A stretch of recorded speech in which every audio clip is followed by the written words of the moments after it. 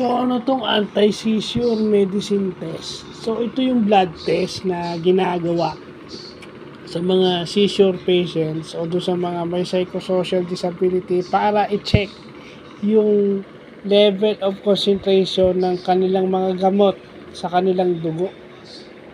So, doon din malalaman kung pwede, kung natotolerate ba ng katawan nila yung gamot, yung response ng katawan nila sa gamot.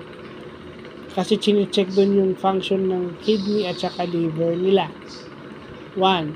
2, doon din malalaman kung kailangan i-increase at i-decrease yung dosage ng gamot. So, kailangan talaga yan sa mga may seizure, yung blood test na yan. Hindi yan pwedeng pinagpapaliban kasi dyan isa yan sa mga gauge para yung treatment mo nasa ayos o nasa tama. Kaso kasi may kamahalan. So, yun.